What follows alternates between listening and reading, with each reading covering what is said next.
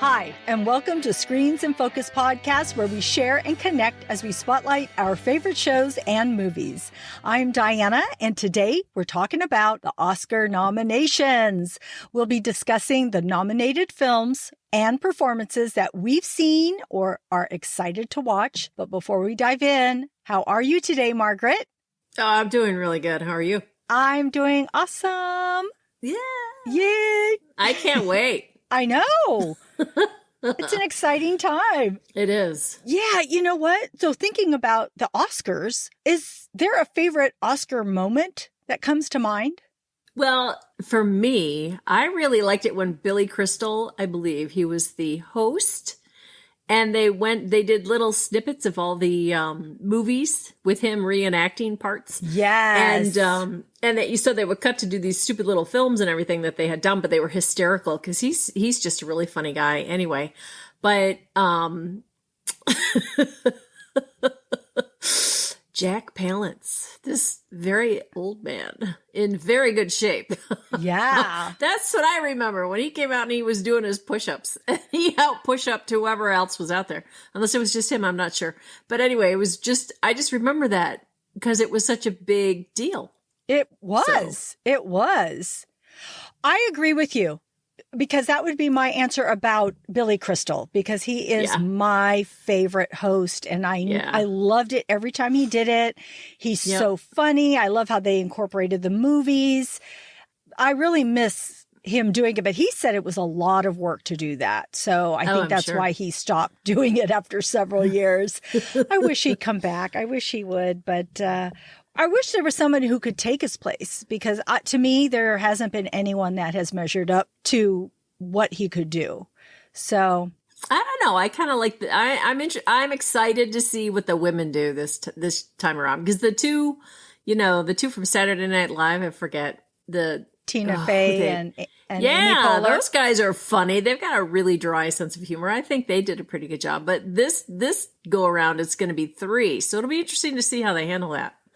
You know what? I don't even know who the 3 are that are hosting this year. The blonde, and then that helps, Margaret. Oh, she's Amy Schumer. It's Amy Schumer. Okay. And then it's 2 other ladies, and I think one is a comic. Let's see. I'll look it up right now. So Amy Schumer, Wanda Sykes, and Regina Hall. Okay, cool. Well, I'm looking forward to that. That'll be interesting. Yeah. Well, that's kind of neat. Anything else? I mean, they always have such obscure things occur, but I mean, like Jennifer Lawrence falling up the stairs to get her award. That was kind of funny too. Yeah. I mean, funny in a, painful way.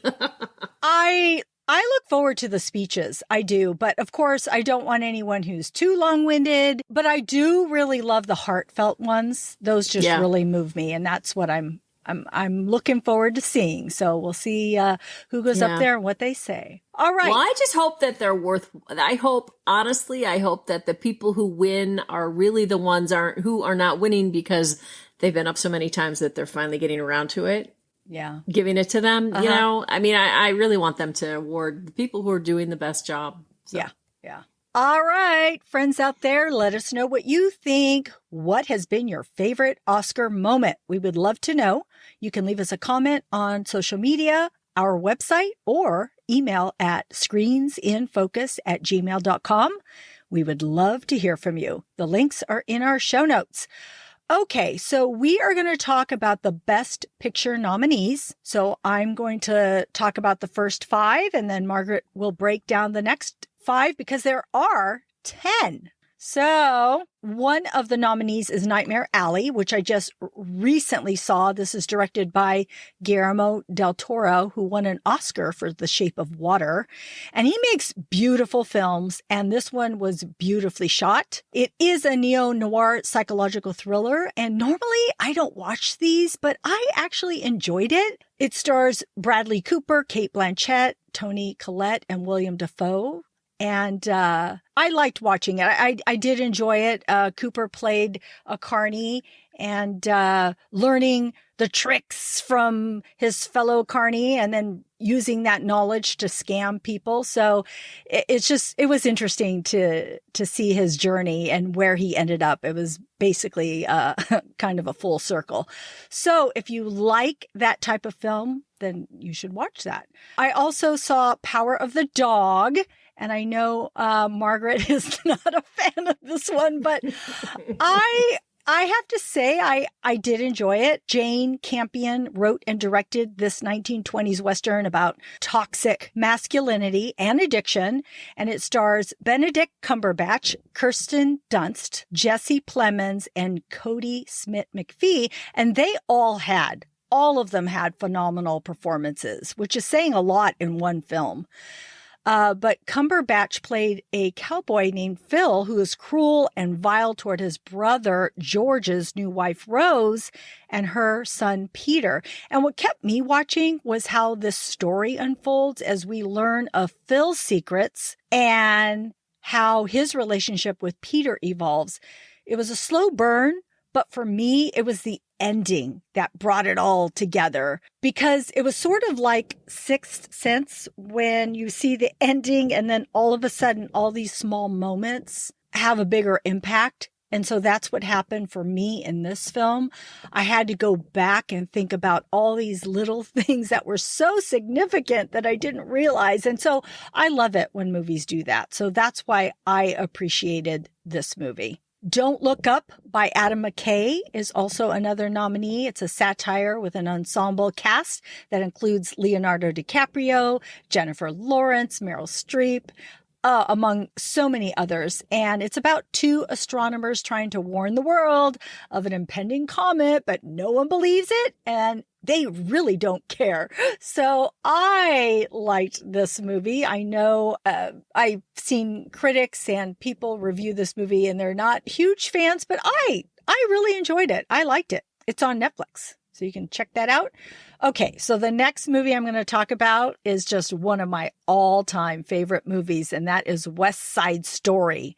So I love the original and I love the remake. The remake is by Steven Spielberg. The music, the choreography, the story, each of these moves me on its own. And then together, it just makes this an incredible film. If you haven't seen it, you should really watch it because I love this movie. This is set in the 1950s, Manhattan, New York. West Side Story explores forbidden love and the rivalry between the Jets and the Sharks, two teenage street gangs of different ethnic backgrounds.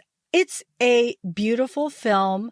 I just watched it again last night. This morning, the songs were going through my head. You know, the choreography is so good. So the original had, to me, the best choreography ever. And the fact that I could see this movie, 60 years later and still be moved by the music and the choreography, it just says a lot about this whole movie. And I just think Steven Spielberg did a phenomenal job in recreating this film to a fresh new audience and having a new screenplay by, I believe it's Tony Kushner. I just think it's really well done. Please, please, please go watch this. We actually did a standalone podcast episode, so I will put that in the show notes. The fifth nominee is Drive My Car, and this is a Japanese drama road film where a man loses his wife and is in grief and is assigned a young woman driver and forms an unlikely kinship. And I liked this movie. It was long for me, but I did appreciate it. What about you, Margaret? Why don't you give us the next 5 nominees? Well, the movies that I was able to see, and I didn't see them all, and then when I did have the ability to see them, I may not have made it through the whole thing. So, because I really just couldn't get into either the style or the direction or just the story. Yeah. And one of those things is that I couldn't get through was Belfast. And unfortunately, it started out pretty intense. I probably got through about 20 minutes of it, but Kenneth Branagh had directed it. And I'm not sure if it was based on his life experience or someone that he knew, but it was about the time in 1969 in Belfast. And it was, the Catholics and the Protestants and the people not wanting to share the space and just having neighborhood, I don't know, riots and just get out of our neighborhood kind of thing. And it was a very violent time. And that might have been part of the reason I just couldn't get through it, to realize that actually that was going on, because we live in a bubble over here in the United States. We don't really know a lot of the strife that has occurred. But I went to high school with a girl who was Irish and her parents were Irish, and St. Patrick's Day, got to wear that green, can't wear that orange. So, I mean, it was just, and that's coming up, Yeah. What, St. Patrick's Day is next weekend or whenever that is, the 15th, 17th, something like that. So, but I think being shot in black and white was probably to reflect the time period, because everything was black and white in 69, but film wise, TV wise, all that. But I don't know. I couldn't grasp it. So I checked out. Then I also saw Dune, and Dune, I did not see the first Dune. And this is done by Denis Villeneuve. I just thought it was an incredible piece of art. It was beautifully shot. Probably it was all, special effects and computer generated and all that kind of stuff. But the costuming, the colors, the tones, it really, really set the whole mood and feel for what they were doing. The story was interesting in that it's about them trying to settle a whole different location, planet in, space. And because of the minerals, which ends up being like a drug, and the spice. And so that's what they sell. But the people who are harvesting it are the ones who have to deal with all these other terrestrial creatures that like to eat them. Kind of like that movie with the worms, Tremors. Yes. Remember that? So, it kind of reminded me of that. I likened it to that previously. So that's so funny. I agree. Yeah. So it's funny, but I love the characters. I thought they were very well done, very well played, and just everybody was perfectly cast. And I love the costuming. Was a really I ate it with my eyes. The storyline wasn't bad. I also really enjoyed, even though it was difficult, because it was a longer movie, Licorice Pizza. I enjoyed it. It stuck with me for days afterwards, but I think that's because it was based or set in the 1970s and in the Valley in California. And, being in New York State, upstate New York, not having the worst time of my life in the 70s because it was so boring. And this movie was all about what you would think it would be about in California. So it's about these two characters, really, Gary and Alana. And Gary is this 15-year-old actor guy who gets around town, and everybody knows who he is because he's done extra work, and then he gets speaking parts, and now he's getting older, and he's getting fatter, and got pimples, and so he's not the cute little kid. So they meet school picture day because she's handing out combs and doing hair in order to have the picture, for their school picture done properly.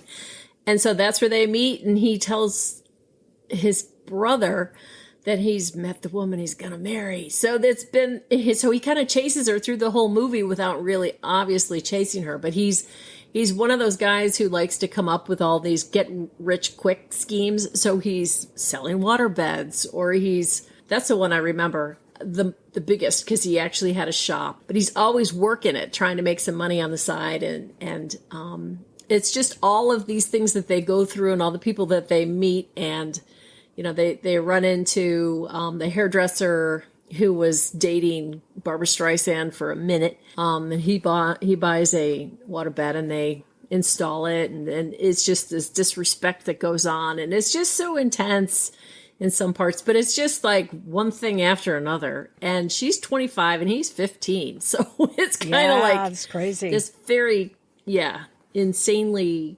ridiculous relationship.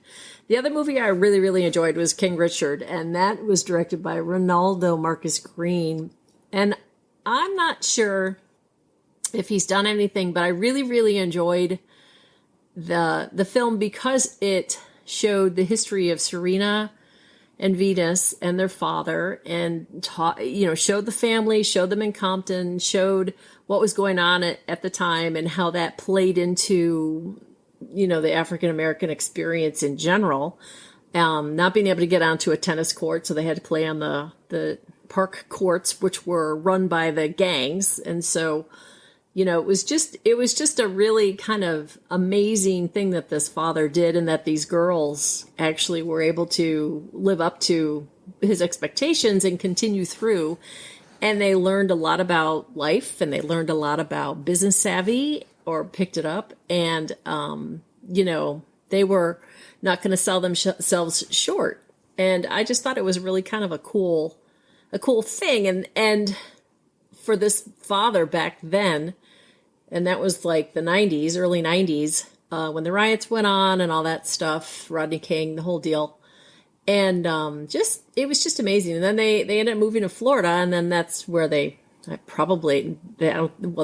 the rest of their, child life, and then they became professional. But it's just kind of interesting, to see that. And I thought it was really well done, very well directed.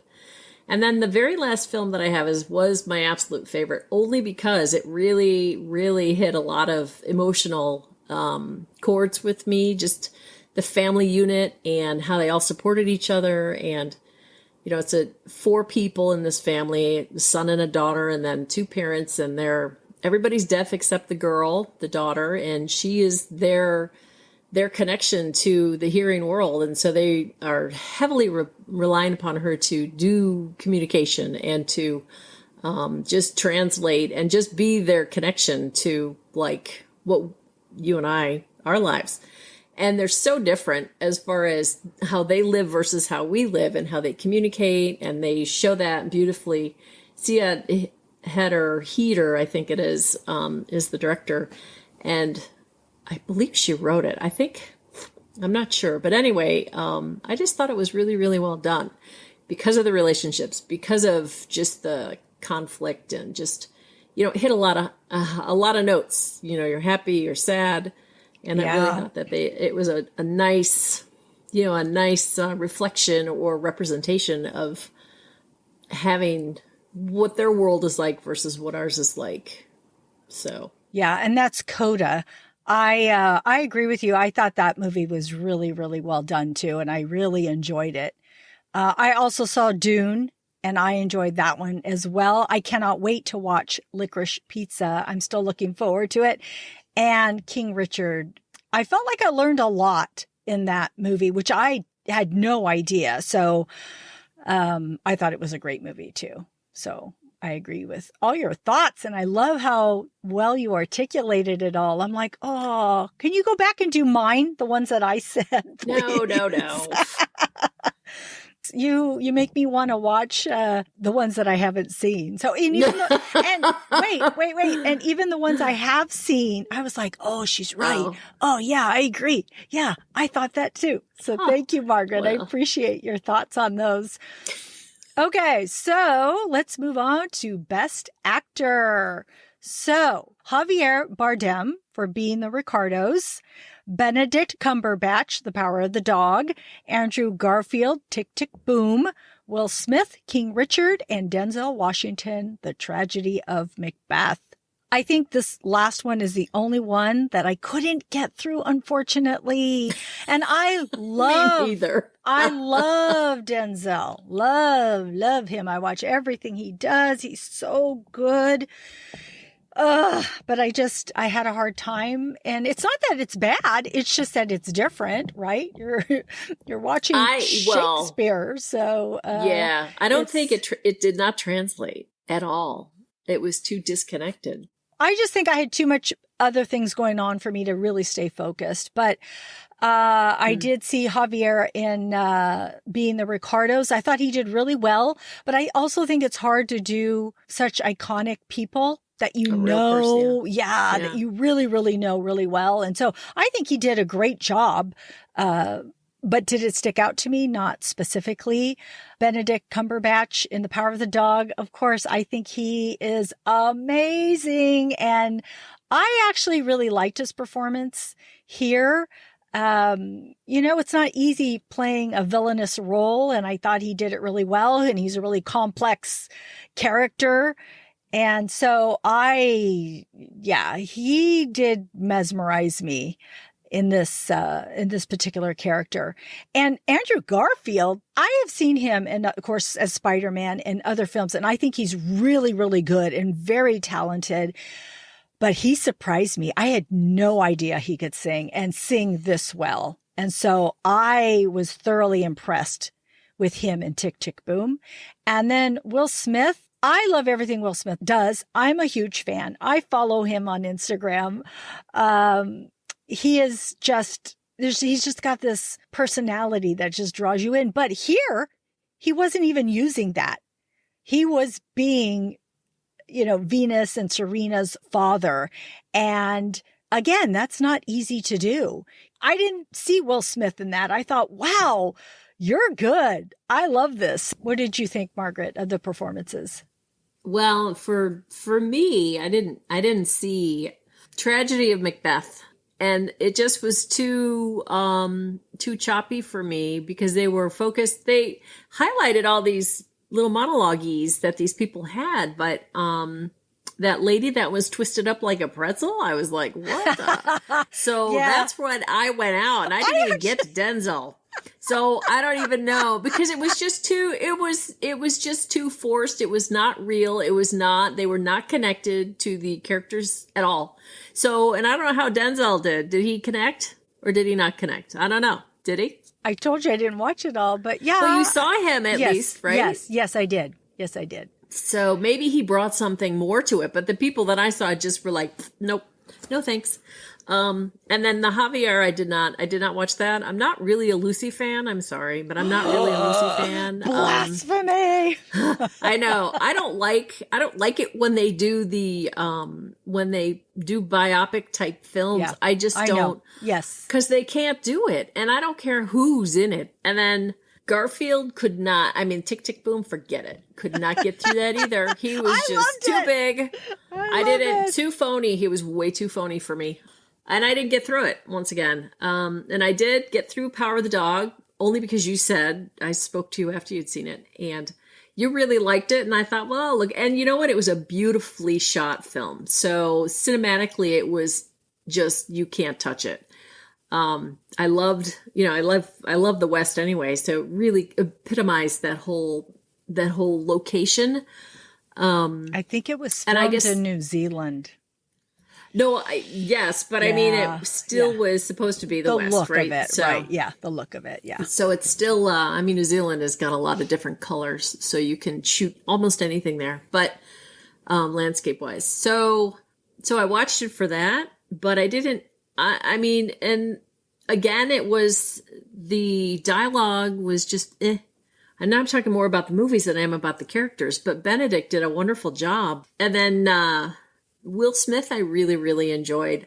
As you said, he just dissolved into that father. I didn't even know it was Will Smith. And I just thought that was incredible because he's done so many things that you can, he relies upon some of these little shticky things that he does. And he didn't do any of that stuff at all in this film. He was truly an actor in this film. So I really, really appreciated his abilities and just the whole thing. And it's probably the director. So these actors are actually being directed versus just do your thing. Right. So, that's what I felt about the male actors. Okay. Tell us about the Best Actress nominees. Yes. So here we have a few of these that I'm talking about. 3 out of the 5 are biopic picks. So again, we have Jessica Chastain in The Eyes of Tammy Faye, Olivia Coleman, The Lost Daughter, Penelope Cruz, Parallel Mothers, Nicole Kidman, Being the Ricardos, and Kristen Stewart in Spencer.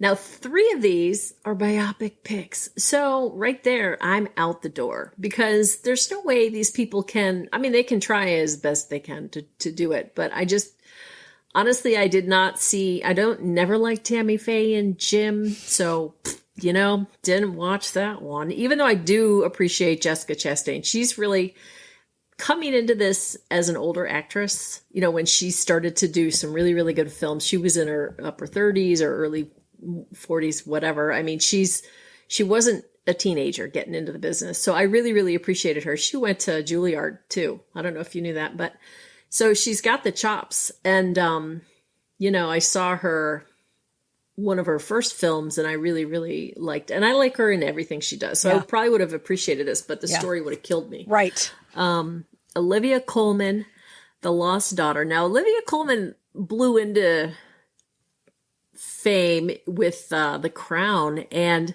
she's very subtle. She's very natural, effortless, I like to say. And I thought she did an incredible job in this film because she went from giddy to distraught to just kind of crazy, all within, she hit every single note that you're supposed to hit when you're an actor. You wish for a part like that so that you can actually display your abilities and be believable and have it read.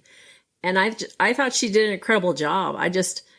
She had me sold. I mean, I thought first I felt sorry for her, then I hated her because she was such a whack job, you know? Yeah.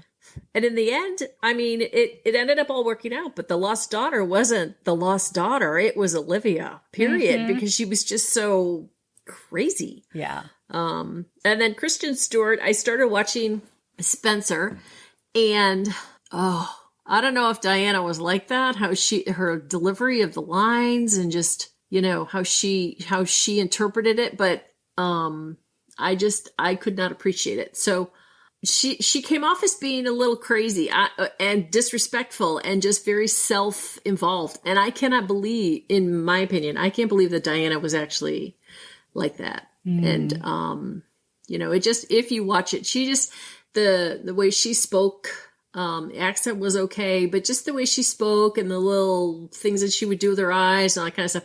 I think what she ended up doing was just taking bits and pieces that we are familiar with from having seen Diana in interactions, right, and then just applying that to almost every interaction that she had. So, and like I said, I didn't get through the whole thing because it just seemed like a downer. It was a real dark, depressing movie, and then Nicole Kidman does well in everything she does. But again, how the hell are you going to be Lucille Ball? Exactly. So forget it. I agree. Same thing. I agree with everything you said about everybody.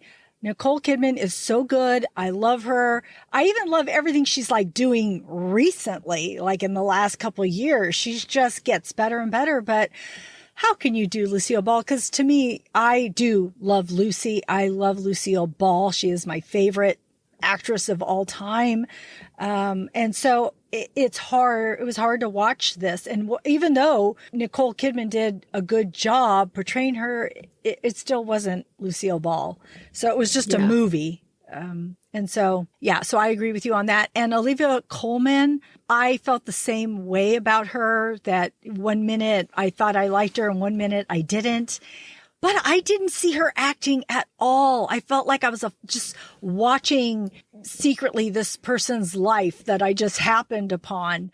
And I appreciate that when people can make it seem like you're just peeking in on their lives. So she did a really phenomenal job in that.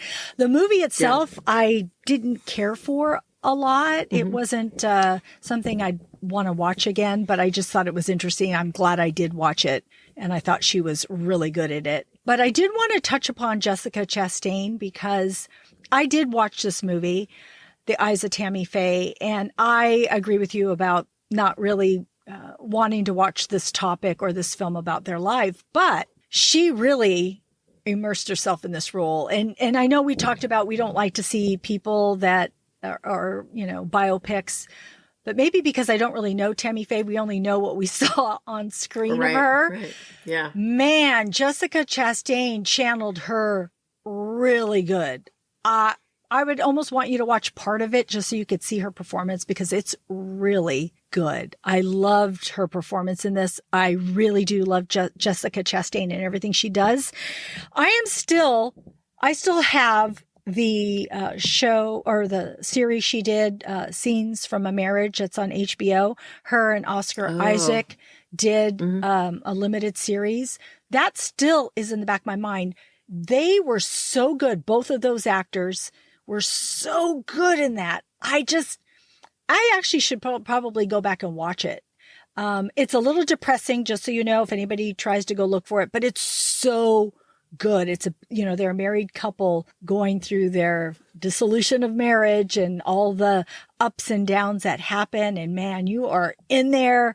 They're so good. Now, they went to school together. I think if they went to Juilliard, I think you had mentioned, they both went together and they knew each other when they went. And then, of course, they reunited in that show, but I'm not talking about that performance right now, even though I am. Well, he was in Dune, so. Yes, exactly. He was the dad in Dune. I loved him in Dune, yes. So. I know. I love them. Love them. Yeah. So anyways, but Jessica Chastain was really good in this role. So, thank you, Margaret, for all your thoughts on the Best Actress nominees.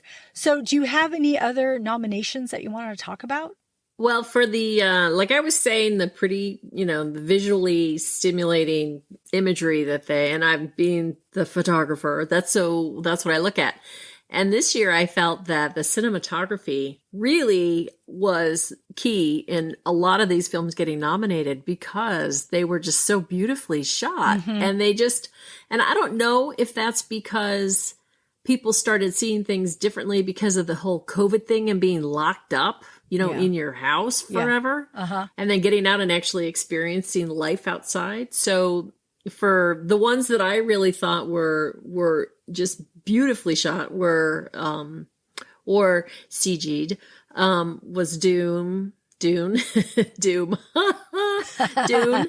And, the tragedy of Macbeth was really interesting, the way that was shot, I thought. And, West Side Story from the previews, looked like it was pretty flashy, very, and of course, Nightmare Alley and Power of the Dog, obviously. So I already talked about that, but all these things I think made a mark visually. You would remember, at least like the preview, you would remember something about them because of the way they were shot, because they were so specific to the film itself. It wasn't just Coda was not that interesting the way that it was shot as far as scenery, but these others were just like crazy. And then, of course, the directing part aspect of it, just how these actors kind of fell into these characters and you didn't see them anymore. So to me, I thought that that the Belfast actually was kind of interestingly shot just because of the coordination of the fight scenes and the people. I mean, just like a massive group,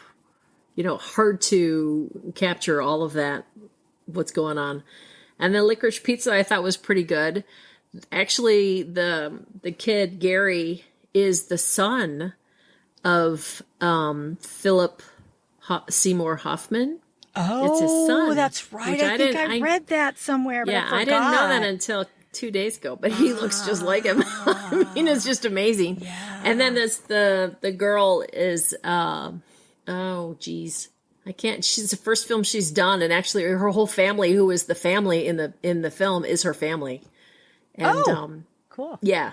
So it's kind of funny, like her dad is really her dad. So, yeah. But I just thought, to distinguish between, directing newbies more or less, and then and like Will Smith, again, he must have had to have been directed incredibly to give that performance, which was so not Will Smith. Mm-hmm. So, I mean, of course, music was a little out there for me. The songs that were nominated. The only one that I really, really liked that I thought was representative of the film was the Encanto. Yeah. Which is by Lin-Manuel Miranda, who is used to, writing for the stage. And so when I listened, I took a clip and I listened to the part of it that was actually done in the film. And I cut to the guy who actually recorded it for the soundtrack and without all the other stuff in it. And it was a really pretty upbeat song. All the other songs are pretty intense or depressing or dark.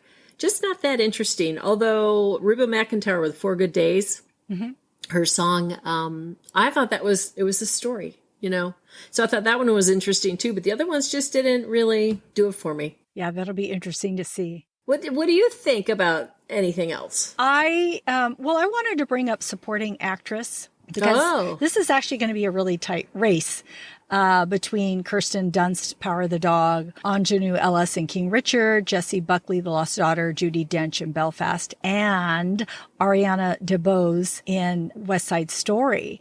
And so it's been 60 years. So 60 years ago, Rita Moreno made history as the first Hispanic actress to ever win an Oscar for Best Supporting Actress as Anita in West Side Story. And so here, Ariana could win for that same role, for that same category, right? Which would be so cool. So I'm really pulling for her here. I really am. So I wanted to bring that up. I don't think she's going to win it. I don't know. They say I think it's between her and Kirsten Dunst for me because it's Kirsten Dunst. Those are the two people that I think could win.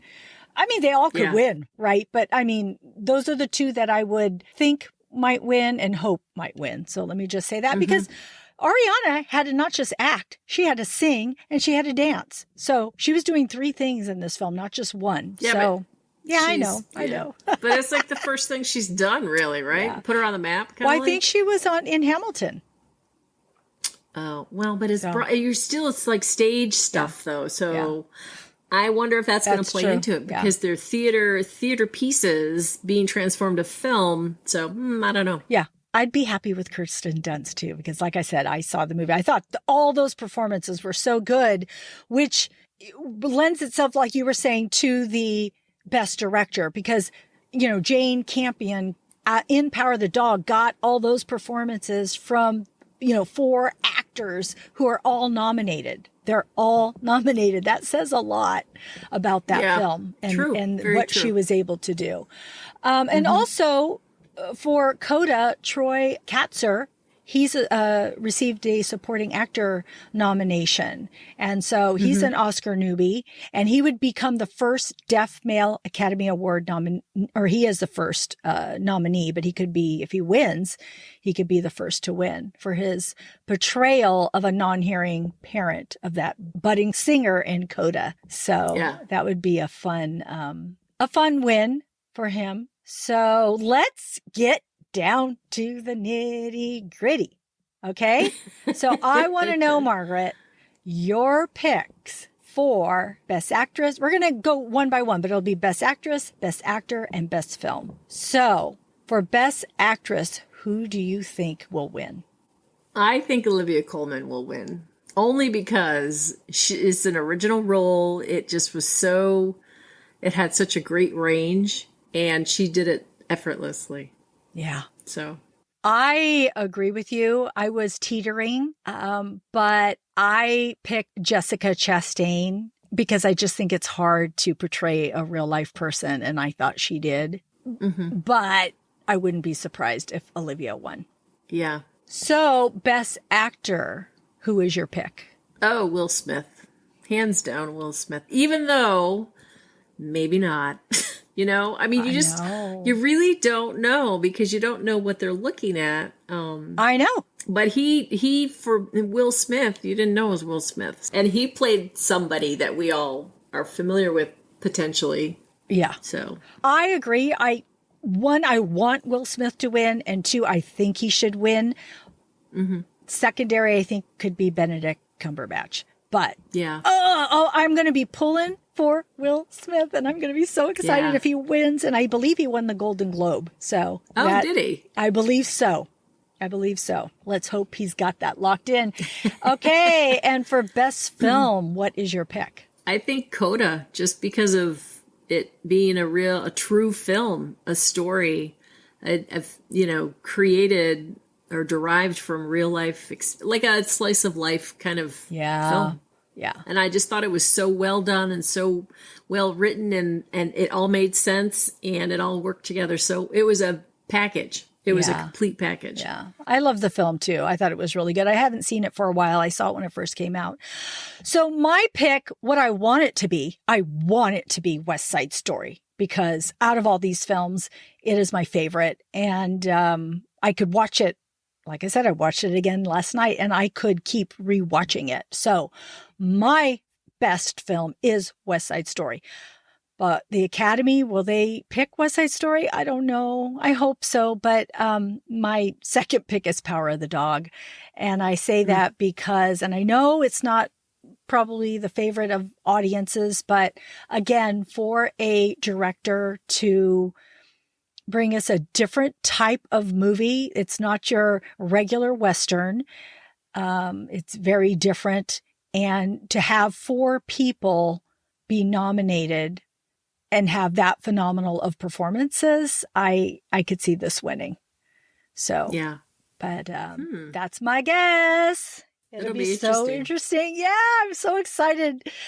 Oh, you just never know. Well, Margaret, the Oscars, well, just so everyone knows, the Oscars are on Sunday, March 27th at 5 p.m. And we'll see if we got any of our picks right.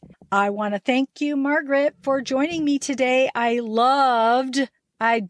totally loved your insights on that. And I love how well you explained everything. And I cannot wait to watch Licorice Pizza. Well, I'll send it to you. Okay. And it's 8:00 Eastern. Oh, the Oscars? Yeah. Okay, cool. All right. That's our show. Thanks for tuning in. We are grateful you tuned in, and we hope something we said today resonated with you, gave you a chuckle, some happiness, some positivity, or inspiration. Please subscribe to our website and follow Screens in Focus and tell a friend. We would love more members of our TV club. If you could rate and review our podcast on Apple, Stitcher, or wherever you get your podcast, we'd appreciate it. This will help other listeners find us. We'll be uploading new episodes of The Walking Dead weekly, so look for those. You can find our website listed in our show notes. We'll see you next time. Bye. Bye.